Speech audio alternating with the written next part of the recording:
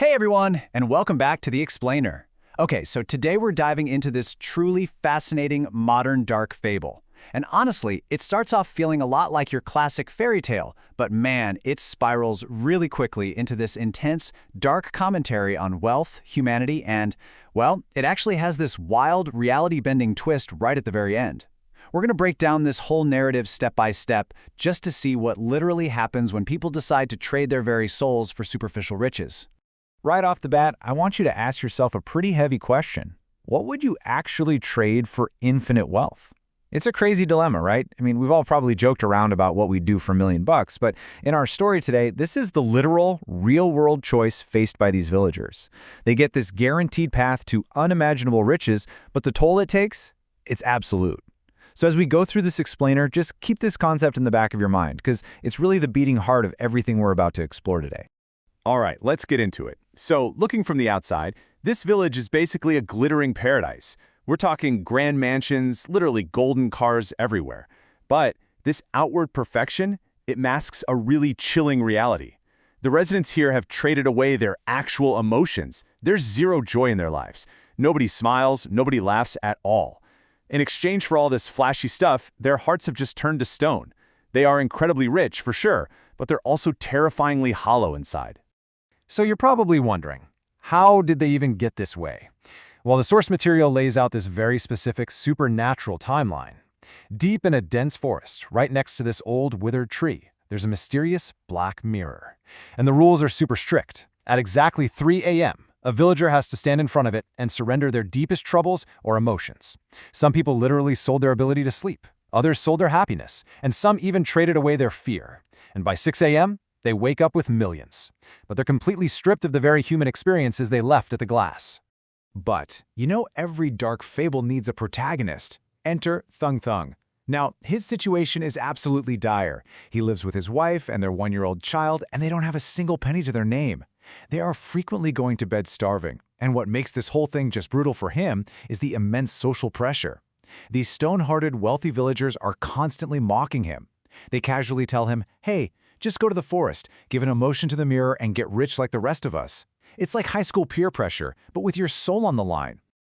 Despite the mocking and the literal starvation, Thung Thung takes this incredibly heroic stance. He straight up declares, my humanity and emotions are worth more than wealth. He is desperately trying to protect his inner self, right? He firmly believes that keeping his feelings, his empathy, and his soul intact is way more valuable than pulling up to a mansion in a golden car. And it's a beautiful sentiment. It totally anchors him as the moral center of our story here. But as the source material points out, extreme poverty can push literally anyone to the absolute edge. And sadly, eventually, Thung Thung reaches that devastating breaking point.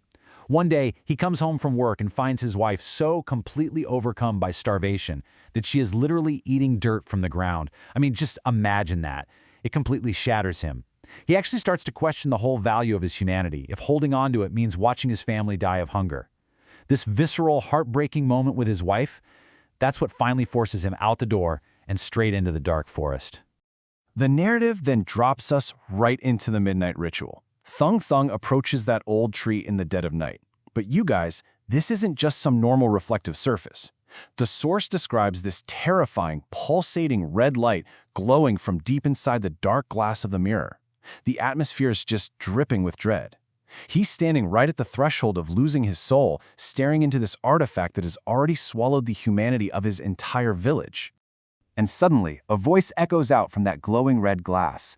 It's got this alluring, yet deeply sinister invitation. Come, give me your dearest emotion, and take all the wealth of the world.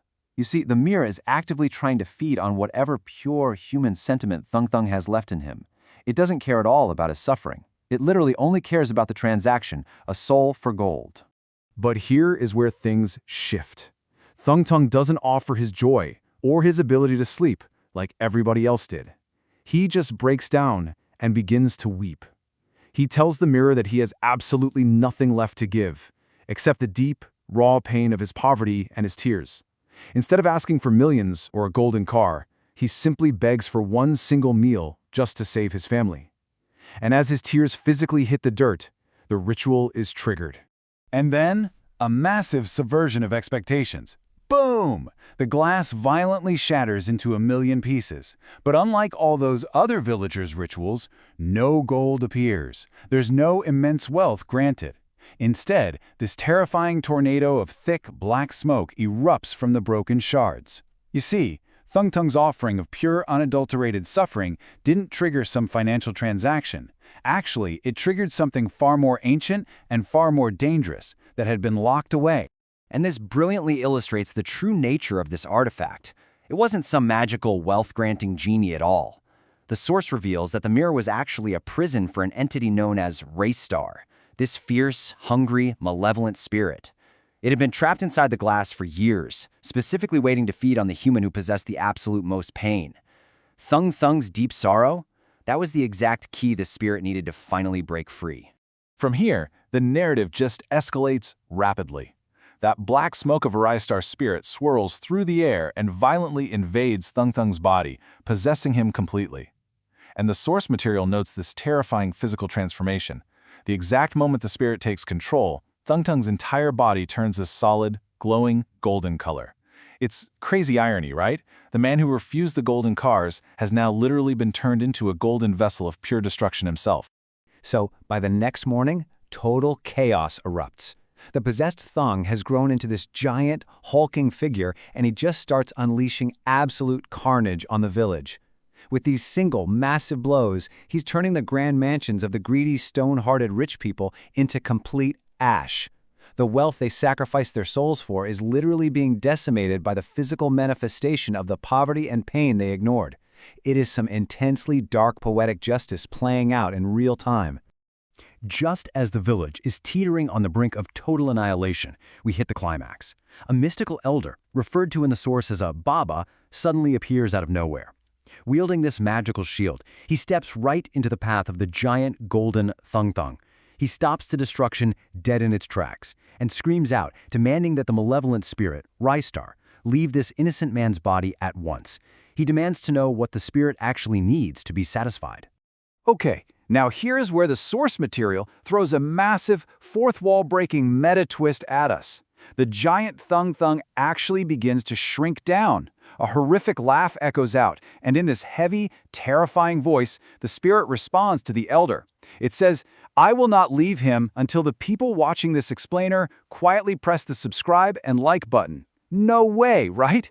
The fable suddenly breaks entirely out of its own universe and places the responsibility for Thung Thung's salvation directly onto the real-world viewer's engagement. It is such a clever, honestly bizarre way to end a story, turning the fable's moral directly onto the audience like that. Which really brings us to our final question for today. Will you engage to save him, or let greed win? It totally forces us to ask how our own daily actions, even just small digital ones, connect to our humanity. This story so beautifully illustrates the devastating consequences of greed and just how fragile our inner selves really are.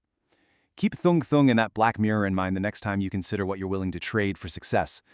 Anyway, thank you guys so much for joining me on this explainer, and I'll catch you in the next one.